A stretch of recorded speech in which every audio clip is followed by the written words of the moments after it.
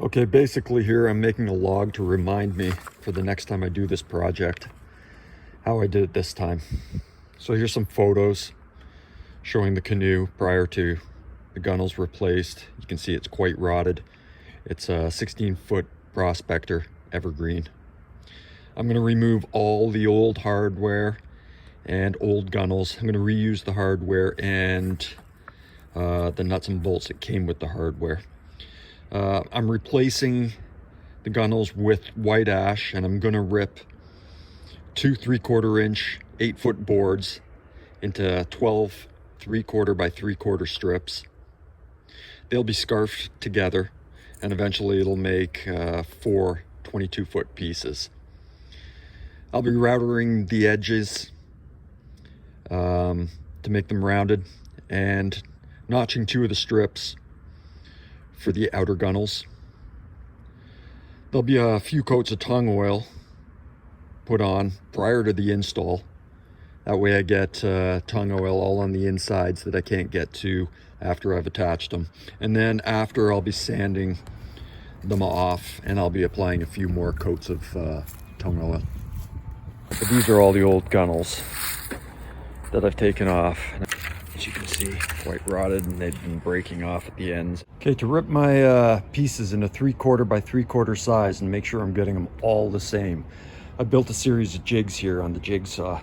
So right here we've got the thin rip jig, which I'm going to make my 3/4 pieces come through on this side, and it's going to keep them all 3/4. It's the fence that I'm going to be moving. I got a wooden jig on the fence, and what it's going to do is, as you can see, it's going to keep the wood down and it won't raise up. I've got the same kind of jig happening on this side here. It's just going to keep the 3/4 board from coming up. That way I get them all exactly the same. Okay, I'm going to run a test piece now through here. It's an old shitty piece I got with a knot. So I got this where I think it should be 3/4. I'm going to move my fence up to it so it's fairly snug there. We're going to try running this through and see how it works.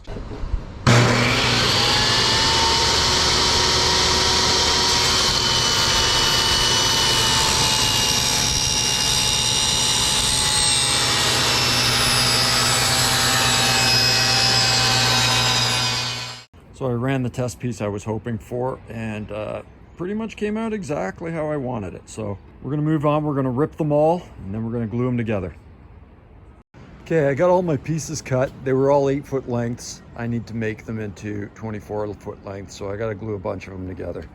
So I'm going to be doing scarf joints, and I've done another jig for the table saw. Basically, it's a thin piece of wood that's going to be able to run the lines. It's an old scrap, and we're going to get it in here. There we go. So it's going to slide pretty easily.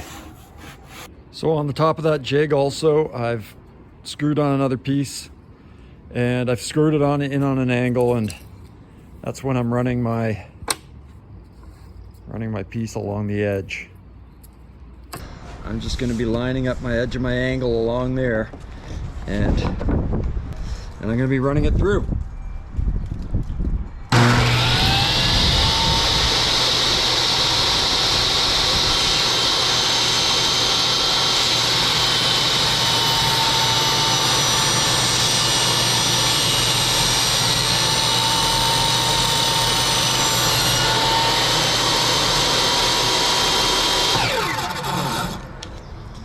Okay, there I've got my scarf joint. Gonna glue them together after. Okay, for gluing my pieces, I'm gonna use some Type Bond 3. It's a wood glue. It's waterproof, and it was approved to be used around marine equipment, but not submerged, it says. So I think it's gonna be good, especially when I'm gonna be putting some tongue oil on it. Those are my scarf joints, a couple of pieces of the leftover. Glue them tight. I'm going to put 2 clamps on them, 1 in each spot, and I'm going to glue all those pieces together to make 4 24-foot pieces. One thing I did find is when you're gluing, this part never ends up looking great. So what I did is when I sand, I take a little bit of the sanding dust and I collected sanding dust. So there's my sanding dust, and I'm gonna mix it with the glue and make it thick. And I'm gonna try to jam it in all these points to try to thicken it up. Those are gonna get sanded very well after. I'm trying not to leave any glue on there because in the staining process, the glue will look white.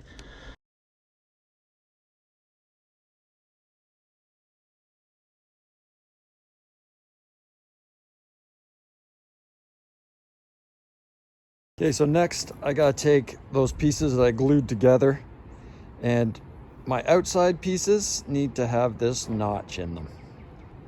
It's about 1/8 of an inch. I'm gonna show you what I've done with a jig for that too. I've got that wooden fence I created, and I got the blade stuck in along the back of it. And as I run my piece up through, it's gonna notch it. I'm holding it down with this piece right here, and I'm also using this piece here. I'm just gonna set the jig to hold it in place. So I'm gonna run it through, and we're gonna see how this goes.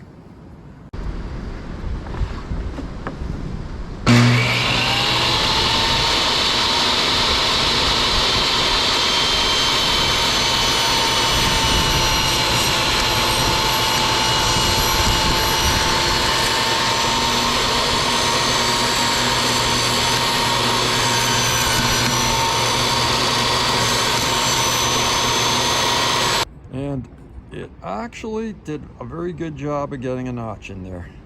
That's pretty much exactly what I'm looking for. So I'm gonna run all those now. Okay, I have my wood notched. If you can see, I've ran it through a router. And that's my other one that I've rounded off the edges on. The canoe's marked up. All the existing holes are marked. All the parts are marked where stuff connects. I'm gonna go through brand new holes when I redo it. On the inside too, I got the same things going on, right? Yeah. Already connected my end down here. This is how I'm starting, and I'm starting at the bow. And it fits in there, got that fit, and then I'm just gonna start screwing it in and drilling it down the rails. All right, when I was drilling for my holes for my screws, I used an 1/8 of an inch bit, and then I used a 19/64 bit to countersink. Okay, so I'm using number 8 1.25" stainless steel screws. Must be stainless when you're dealing with water. I'm waxing every screw as I go. I'm using ski wax. I'm getting a healthy amount of ski wax on it. The ski wax is going to help prevent splitting when you're screwing in your screw. And it's better to use wax than soap because the soap can react with the metal and the wood over time, and the wax is pretty natural. Okay, working on this end now. And I use a lot of clamps and go maybe 2, maybe 3 screws at a time. I just created a spacer, and that spacer is basically the screw holes apart. So I would use that spacer, I would mark out my lines with my pencil, and then I cut out a little notch on the other end of it that I just used to put across here, and then I draw a pencil line underneath, and that was the center, because I wanted to make sure I hit the Kevlar, so I had to be a little bit lower on my holes, so it was towards the bottom edge of the hole, if you can see that. So that's what this little guy was helpful for, is just making sure I got them always in the same spot. So I started working at the end here, just on this side, and I installed on this side. I left some screws on the outside at the ends where that centerpiece goes, and then from there on in, I pretty much screwed all the way down, went down most of the length of the canoe, and stopped here before I got to this end part. I want to eventually cut this end part and get it right and install this piece. But before I get to that, I am now gonna work down the outside rail on there and start attaching that. And that end I will worry about when I get down there. When I got down to this end, I stopped putting screws in probably about 2 feet from the end. So from about there to the end. I've seen in another video where when a guy installed the centerpiece here, he basically drilled a big screw that went straight through and into it. I didn't like that. So I've just attached the centerpiece to the 2 inside gunnel parts. Pried this up and I managed to screw this piece in. As you can see, it's screwed in. I've got the nose done. It's a little bit of a pain in the ass getting the nose done, but just got to trim it off. Well, the scarf joints I made, I chose to put the joint on the up and down position. So when I'm bending it along the grain and not pulling the joint apart. Here's a bit of a view of the scarf joint right there. It's, you can see it comes up here, it's that line. And it's a little bit visible at the top right there. But for the most part, that scarf joint came out pretty smooth. If you look at it down the rail, you really can't see it that much, so it's pretty good. I had one on the other side there too. Probably should have staggered them, but whatever. So if you notice, there's a tiny bit of white just along the inside right there. Try not to have the glue exposed because you won't be able to stain it, and that's what'll happen, is it'll show a little bit white. Final finishing touches on this thing. Put one more coat of tung oil on it. Sanded off the seats and all the hardware. Put tung oil on those. This rail here where I'm going to be drilling like the seats into, I had this one, the one without the notch, so there was more wood there to support the weight of the seat. I kept all the old hardware, the old screws and stuff. I know where all my hardware is going because previously I'd marked out the points that I need to attach it. I indicated even the center points on it so we can see that. I'm just gonna get that, and it's gonna go up in the center there. Here's the canoe all finished. Gunnels have been sanded, and I've applied a couple more coats of tung oil. Looking pretty good. It's pretty sturdy.